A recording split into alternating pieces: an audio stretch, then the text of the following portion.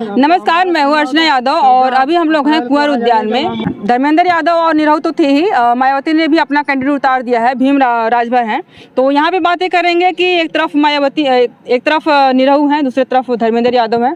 उसमें जो है कि अपनी जगह कहाँ बना पाएंगे भीम राजभर। शुरुआत करते हैं आपसे, सीनियर है। भीम राजभर को तो पहली बार हम नाम सुन रहे हैं हम लोग। मैं पहली बार तो नाम सुना। भीम राजभर कौन है? इसी जिसकी फेस वैल्यू उसको वोट कहाँ से मिलेगा? मैं नहीं जानता। काफी फेमस नेता बोल रहे हैं लोग। मैं तो हम नहीं जानता कि भीम राजभर कौन है। कसम पहली बार नाम सुने हम लोगों ने। तो वोट किसको दे? जिसकी फेस वैल्यू नहीं है उसको कहाँ से वोट दें? हम लोग पहली बार नाम 30-32 साल उम्र के लोग पहली बार नाम सुन रहे हैं। और हम लोग जब जानेंगे तब ना वोट देगा वही जीतेगा। निष्कर्ष से ही मुसलमान जिसको वोट जीतेगा वही जीतेगा। मतलब मुसलमान जिसको वोट देगा वही जीतेगा। और अभी हम एक मुस्लिम परिवार, एक मुस्लिम लोगों से बात कर रहे थे, तो वो कह रहे थे कि यहाँ पे भाजपा जो है हिंदू मुस्लिम करती है। कहीं न कहीं इस जो आपने बात की है इसमें भी तो हिंदू मुस्लिम ही झलक रहा है। ये होनी चाहिए, दवाई, पढ़ाई, सिंचाई, कार्रवाई वाली सरकार चाहिए जनता को।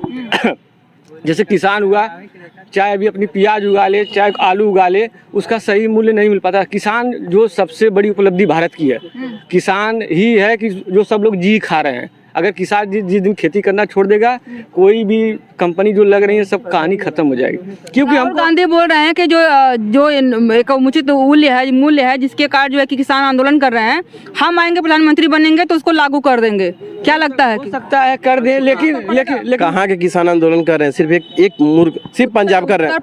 पंजाब उत्तर प्रदेश में किसान नहीं है, बिहार में किसान नहीं है, झारखंड में किसान नहीं है, सिर्फ पंजाब और दिल्ली के भी किसान है जो करेंगे, आंदोलन करेंगे। उत्तर प्रदेश, हरियाणा, पंजाब कनो उत्तर प्रदेश से बस जो पास के हैं। बाकी हमारे आजमगढ़ देखिए, हमारा आजमगढ़ कहाँ कर रहा कोई?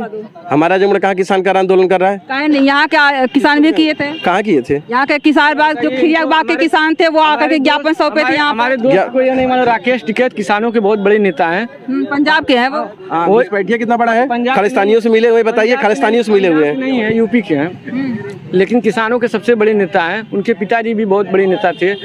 और लेकिन उसके बाद वो क्या कह रहे हैं, वो अपनी बात ये नहीं कह रहे कि हमको सही मूल्य मिलना चाहिए। किसानों की जो है सही हकदारी जो होनी चाहिए वो मिलनी चाहिए। क्योंकि मैं बताया ना, किसान जमीन से जुड़ा आदमी है। किसान ही जो पैदा करता है सब लोग खाते हैं। अगर किसान जिस दिन पैदा करना अपना अनाज छोड़ देगा, उस दिन कोई कंपनी, कारखाना, चाहे जो भी हो, आदमी भूखा मर जाएगा। जब पेट नहीं रहेगा, जब आदमी खाएगा नहीं, तो कल कारखाना कहाँ से लगेगा? किसान की मुद्दे की बात हो जाए। अभी देखिए, कभी कभी आलू हो जाता है, गोभी हो जाती है, 2 रुपया 3 रुपया किलो बिकने लगती है। किसान उसका सही मूल्य जो है नहीं पा पाता है। पाता है कभी पाता है? कैसे चीजें होगी? ये तो मांग और आपूर्ति पे डिपेंड करता है। अभी चिप्स वाला जो बनाता है, जो तो मांग और आपूर्ति डिपेंड। मेरी बात सुनिए, जो अपना चिप्स बना रहा है, आपने कहा कि मांग और आपूर्ति पे ये सारी चीजें तो अपनी 2 रुपए किलो अगर कभी गोभी बिकती है तो मांग और आपूर्ति पे है ना। डिमांड सप्लाई पर सरकार कर सकती है। सरकार रख रखाव की व्यवस्था करे, खरीदारी करे, एक मूल्य बनाए कि इतने रेट में इस चीज को बेचना है किसान से, मतलब इतने में हम खरीदेंगे, उस हिसाब से मंडी बनाए, उस हिसाब से बिकेगा। तो इसको लगता है कि ये गोभी जैसी चीजें भी स्टोर करने वाली है? हर चीज नहीं, गोभी नहीं स्टोर नहीं करे। जैसे किसान को सही मूल्य मिलना चाहिए। किसी चीज क्या हुआ है, जैसे हरी सब्जी, आज के संतरा आता है ना, संतरा आ रहा है कि नहीं? हमारे का कोल्ड स्टोर नहीं होता। संतरा शुरू में आता है, वो बहुत महंगा रहता है, उसके बाद जब ज्यादा हो जाता है तो 20 रुपया किलो भी मिलता है। कोल्ड स्टोर जिसकी सप्लाई ज्यादा, 20 रुपया किलो भी मिलता है, कभी कभी 150 रुपया किलो भी मिलता है। मैडम मैं बता रहा हूँ, आज कोल्ड स्टोर संतरा मिल रहा है 100 रुपये किलो मिल रहा है संतरा। कोल्ड स्टोर है संतरा, लेकिन उसके बाद भी लोग खरीद के खा रहे हैं।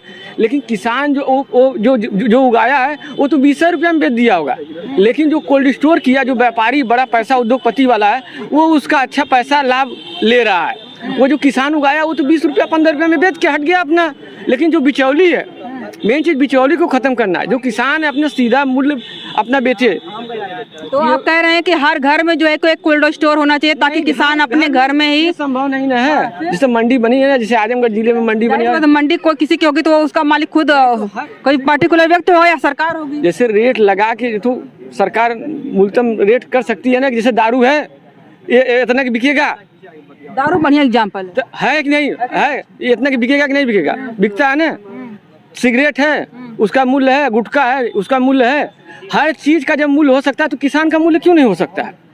मेरी बात गंभीरता से लीजिएगा। जैसे हर चीज का मूल्य हो सकता है तो किसान का मूल्य क्यों नहीं हो सकता? नहीं छोटे भाई, उसका मूल्य नहीं है। कहाँ मूल्य? जो जिस हिस्से में गेहूँ उस हिस्से में जो बेच रहे हैं गेहूँ धान, उसका मूल्य भी तो फिक्स है। अभी 15-16 रुपया में खरीदने, सरकार जब गेहूँ खरीदवा नहीं करेगी तो अभी किसान 15-16 रुपया में अपना गेहूँ बेचने लगेगा।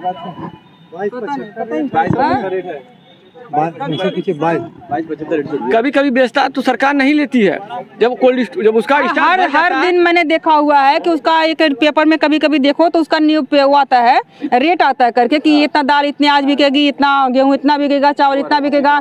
इवन आप गूगल में भी सर्च करो, संगठन रेट रोज बना। इवन आप गूगल में भी सर्च करो अपने एरिया का, अपने एरिया का, आजमगढ़ शहर का अलग, अतरौलिया का अलग, कप्तानगंज का अलग, लालगंज का अलग, अलग अलग जगह का भी वो रेट अलग होता है। तमाम पहलू है। जैसे लोग आज मेरी बात पहले सुनिए, आज लोग अखिलेश यादव को चाहे लोग सबको गाली देते हैं ना, क्योंकि कहते हैं सपा ये। अखिलेश यादव क्यों गाली देते हैं? तमाम लोग ऐसे नहीं सके तो बहुत लोग देते हैं। जैसे अभी भाजपा के लोग आएंगे कहेंगे ये लूट दिए, ये कर दिए, वो कर दिए। लेकिन अभी जो सपा सरकार तो अभी वर्तमान में है नहीं, लेकिन अभी सपा अगर भाजपा में सम्मिलित हो जाए, अब साथ आ जाए उनके, जैसे गठबंधन कर ले उससे, तो यही जितने भाजपा वाले हैं सब लोग कोई गाली नहीं देगा, सब लोग कहेंगे बहुत अच्छा, और 10 मंत्री बन जाएंगे। 17 देख लीजिए, अभी बीएसपी और सपा में उसके पहले क्या था, टक्कर। लेकिन जब ये साथ हो गए तो यही लोग थे, यही लोग हाथी कोड़ दिए, यही लोग साइकिल कोड़ दिए। तो नेता कोई अस्तित्व नहीं होता, जनता लड़ती है, नेता किसी की नहीं है। ये बात जनता यही थे, यही देख लीजिए, एक तरफ गुड्डू जमाली थे, वो बसपा में थे, अभी सपा में आ गए। अब उन्हीं को बैंक क्या गया था। अब देखिए, आप ओम प्रकाश राजभर किस में थे, सपा में गए, भाजपा में गए, क्या बोलते हैं। तो नेता को अस्तित्व जनता लड़ती रहती है, नेता का अपना सिस्टम फिक्स है, वो जनता का लड़ाते हैं और अपना, इसीलिए जनता को शिक्षित करने का जानते हैं। अगर शिक्षित कर देंगे तो उनके पीछे दौड़ेगा कौन? यही सबसे बड़ा मुद्दा है। ये देखिए, शिक्षा स्वास्थ्य पे क्यों ध्यान देते हैं? अगर शिक्षित हो जाएंगे तो उनके पीछे भागेगा, और जानते हैं उनका वोट बैंक कौन है, हम ही हैं। इसीलिए मुद्दा बस यही होता है, जनता वोट क्यों दे रही है, राशन पे क्यों दे रही है? उनको शिक्षा से मतलब नहीं है, उनको 5 किलो मिल रहा है, खुश हो रहे हैं, यही है। सरकार अगर शिक्षा सुधार, गरीब आदमी जो सक्षम नहीं है उस पे तो असर कर ही रहा है। आज जो मोदी सरकार बनने का मेन रीजन क्या है? 5 किलो राशन है, ये घर घर पहुंचा है, आवास पहुंची है, ये उनको बहुत प्रभावित की है। जैसे आदमी पैर से एक विकलांग होता है, एक आदमी को दिमाग से विकलांग बनाया जा रहा है। कौन बना रहा है? ये सरकार बना रही है। कैसे आप खुद समझ रहे हैं, जब 80 करोड़ लोग राशन ले रहे हैं तो उनको रोजगार से मतलब है नहीं, उनको केवल राशन से मतलब है। राहुल गांधी का इस पे एक बयान आया है, उन्होंने एक जगह राजस्थान में, पंजाब में कहाँ पे रैली कर रहे थे, और उन्होंने कहा कि 1 लाख रुपए महीने का मैं जो घर की महिलाएं हैं उसके अकाउंट में डालूंगा, और महीने का 8,500 होगा, जब तक डालूंगा कि जब तक वो गरीबी रेखा से ऊपर नहीं आ जाते। फालतू चीज नहीं, उनका बयान बाकायदा है, न्यूज में चल रहा है। अब बताइए कि जिसके अकाउंट में महीने का 8,500 रुपए आएगा वो काम करेगा, वो तो मानसिक रूप से विकलांग नहीं होगा। जरूरी ये चीज है कि आदमी को शिक्षा, बच्चों को जो है उनको शिक्षा मिलनी चाहिए, स्वास्थ्य मिलना। क्या कह रही हैं आप बताइए? उन्होंने कहा कि हम 8,500 रुपए महीने का देंगे, 1 लाख रुपए साल का, जिसके अकाउंट में 1 लाख रुपए सैलरी आएगा वो मानसिक रूप से कमजोर नहीं, विकलांग नहीं होगा काम करने के लिए। मैं उस बात पे सहमत नहीं हूँ, मेरे समझ से वो बाहर, ये जरूरी नहीं है। कांग्रेस कर रही तो वो बाहर है, और जो है कि मोदी सरकार ने कहा था 2 करोड़ रोजगार दूंगा, तो सारे लोग रोजगार खोल के बैठे हुए, कहे थे 15 लाख रुपए अकाउंट में आ गए, सारे लोग अकाउंट खोल के बैठ गए। 1 लाख रुपए की बात करें राहुल गांधी ने, मैं इसी से सहमत नहीं हूँ, मैं इसी चीज के खिलाफ हूँ। हरियाणा में देखिए, फिर वोट नहीं देंगे राहुल गांधी को? मैं राहुल गांधी को थोड़ी नोट दूंगा, मैं धर्मेंद्र यादव को वोट दूंगा। कांग्रेस में वही तो सेटिंग होगा, वही हो गए, वो गठबंधन है तो कांग्रेस उठी कहाँ रही आजमगढ़ से? नहीं, वो ठीक अपने जगह है, वो अपने विपक्ष इसलिए लड़ रहा है कि सब गठबंधन एक जीत रहे हैं। देखो, हम मोदी आएंगे क्योंकि विपक्ष बेहतर, आपसे का विपक्ष बेहतर नहीं है। तो एक लोगों से हमने बात करी है, देखा हमने एक जगह, आप सर्वे करती हैं, गांव के मोहल्ला से पूछिएगा, मोदी को भले जानती होंगी, कभी राहुल गांधी की चर्चा की, वो राहुल गांधी को नहीं जानती कि ये कौन है। आप कभी सर्वे कीजिए, आप पूछेगा राहुल गांधी कौन का, ये कौन है। अभी मोदी कहेंगे, भले उनको गाली दे, पर मोदी को जानती हैं। लाइमलाइट में यही होता है, आदमी का फोकस है, वैल्यूएशन है। नहीं पूछा नहीं, हाँ, झोला बिक रहा है, झोला उनका बिक रहा है, लोग खरीद रहे हैं, और जो है कि उसको प्रचार भी आ रहा है, उसमें प्रचार किया गया कि इतना बड़ा लड़की से पूछेंगी तो वो भी बता देगा, क्योंकि झोला पे फोटो आ गया है, गिल्ली पे फोटो आ गया। यही प्रचार प्रसार जो है सबसे ज्यादा तेजी से किया जा रहा है, जनता के अंदर दिमाग नारा है ना, दिमाग डाला जा रहा है, इतना प्रोमो कर देगा जो उनकी बढ़त को ज्यादा बढ़ा देगा, दिमाग में डाला जा रहा है, दिमाग में डाला जैसे मैम एक तरफ तो ये भी लोग बोल रहे हैं कि 400 पार नहीं 400 हार। जैसे एक माहौल बनाया जाता है, जैसे हम लोग क्रिकेट खेला करते हैं, क्रिकेट खेलते थे ना, तो हम लोग क्या करते हैं, मैच हारे तो बहुत तेज उत्साह करते हैं, अगला आदमी होपलेस हो जाता था। 400 के बाद विपक्ष वैसे भी होपलेस लगता है, निकल रहे हैं क्या, 300 भी आज सरकार बनने वाली है, बन जाएंगी, भले 400 ना पाए पर सरकार बनी जाएगी। आपको लग रहा है कि जो है कि 400 पार नारा जो लगा रहे हैं वो होपलेस करने के लिए? मुझको तो नहीं लग रहा है सर, मुझको तो नहीं लग रहा है भाजपा आएगी, मेरे अनुमान से नहीं लग रहा है कि भाजपा आएगी। भाजपा का लोग सब लोग कह रहा है कि मिलकर के उखाड़ के फेंकने की आवश्यकता है। जैसे बता रहे हैं, अगर सभी विपक्ष इतना बेहतर होता तो क्यों एक साथ जुट हो गया? भाजपा में भी तो बहुत सारे लोग जुटे हुए हैं, मतलब क्यों इतना, अगर विपक्ष इतना कांग्रेस इंडिया गठबंधन में उतने लोग नहीं है जितने भाजपा में हैं। तो भाजपा एक साथ लड़ी ना, उसका तो एक मुख्य चेहरा है। इंडिया गठबंधन का मुख्य चेहरा कौन है बताइए? इंडिया गठबंधन का मुख्य चेहरा कौन सा है? कोई नहीं दिख रहा। आप कौन दिख रहा है? मुख्य चेहरा बताइए। अखिलेश यादव, देखिए जो आया है उसे जाना है, प्रधानमंत्री जीवन भर प्रधानमंत्री नहीं रहेंगे। जो आया उसे कह रहे हैं कि अभी चाय वाला है फिर गाय वाला है। नहीं, देखिए जो आया उसे जाना है, ये सत्य है, एक दिन सबको जाना है। पहले सब लोग जैसे जितने भी पुराने थे, मनमोहन जी थे तब आए ये, फिर इनके बाद कोई जाएगा, फिर कोई दूसरा आएगा। इतना बड़ा भारत की आबादी, क्या लगता है कौन आएगा? अब देखिए, हम तो इतने बड़े विद्वान नहीं है कि बता सकते कौन आप भी फैन फॉलोइंग होगी ना, मतलब आप चाहेंगे कि अखिलेश यादव प्रधानमंत्री को बनते हुए हम देखें, मायावती को प्रधानमंत्री बनते हुए देखें, राहुल गांधी को प्रधानमंत्री बनते हुए देखें, क्योंकि अभी तो ट्राई कर रही है, उन्होंने न्याय यात्रा निकाली, उन्होंने भारत जोड़ो यात्रा निकाली थी, कुछ तो असर पड़ रहा होगा आम जनता पर। मेरे अनुमान से तो अरविंद केजरीवाल को आना चाहिए। वो तो जेल में है। तो जेल में तो क्या किया जाए बताइए? जेल में तो जो बोल रहा है उसको जेल में डाल देना, संजय सिंह को डालें, किसको नहीं जेल में, सबको तो जेल में। सुप्रीम कोर्ट डाली है ना, उनको जो है कि जमानत दे देती अगर के मुकदमा तो सुप्रीम कोर्ट में। अच्छा, ईडी सीबीआई केवल विपक्ष को जेल में डालेगी, सत्ता पक्ष को भी तो डाले, केवल विपक्ष को ही बंद करेगी? सत्ता पक्ष भी है तो उसको भी तो बंद करे। सत्ता पक्ष जो आपके साथ आ जा रहा है, शरद पवार के भतीजे थे, उनको कह रहे थे इतना करोड़ के घोटाला किए हैं, इतना पैसा लूट लिए जनता का, सब खा गए पी गए जो भी किए, लेकिन उनको अपने साथ ले ली नहीं सरकार? ले ली कि नहीं ले ली आप बताइए? पूरा देश मुद्दा खत्म हो गया उसका, अजीत पवार का। पहले कितना उनके ऊपर था घोटाला, भाजपा में हो गए सब, मुद्दा खत्म। क्या कारण होता होगा इसके पीछे? मतलब जो है कि ये एक हमारे में आ जाओ जो है कि भाजपा का, क्योंकि वो तो केंद्र सरकार का होता है। एक लोगों ने कहा कि जो भी सत्ता में रहेगा सारे लोग का अंडर में। प्रदेश में जो सरकार गिराने का काम इन्होंने किया, सिंधिया को मिलाया अपने पाले में, फिर वहाँ की सरकार गिरा दिए, फिर वहाँ शिवराज सिंह मुख्यमंत्री बने, फिर डायरेक्ट फिर वहाँ सरकार चुनी गई, फिर वहाँ से भाजपा के मुख्यमंत्री हुए मोहन यादव।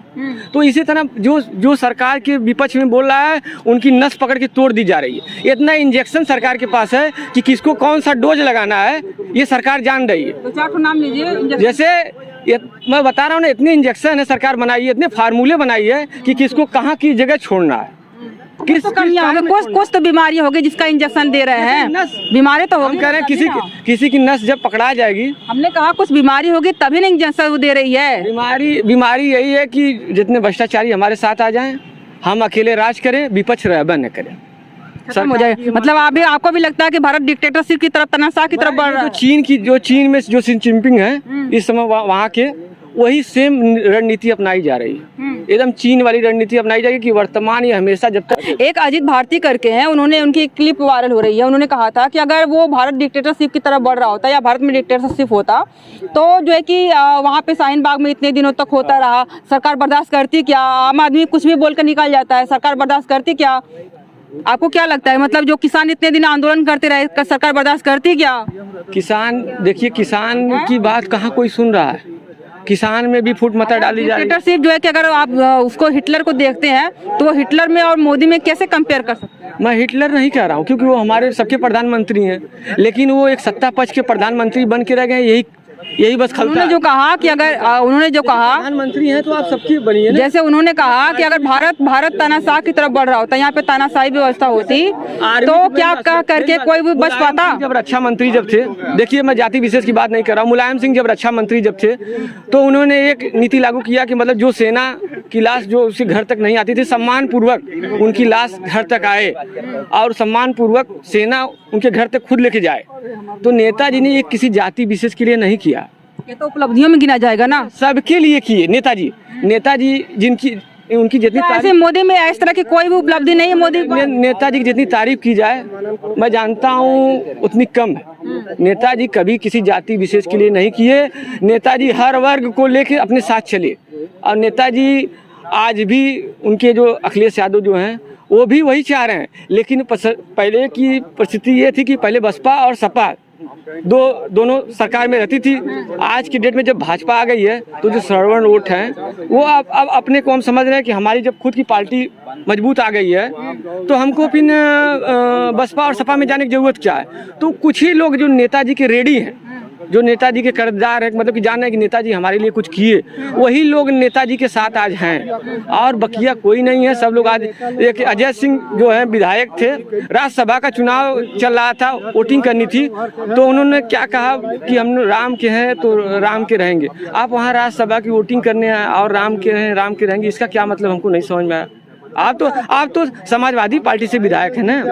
राम तो अपने आराध्य हो गए ना, राम सबके हैं, राम अपने आराध्य हो गए, वो पार्टी में लाने की क्या आवश्यकता है क्या है। यहाँ पे इतने सारे लोग कचबच कर रहे हैं, अभी बातें करने लगो तो किसी के मुंह से नहीं निकलेगी, डिस्टर्ब सारे लोग कर रहे हैं। यहाँ पे हमने बात करी है कि धर्मेंद्र यादव हैं एक तरफ निरहू हैं।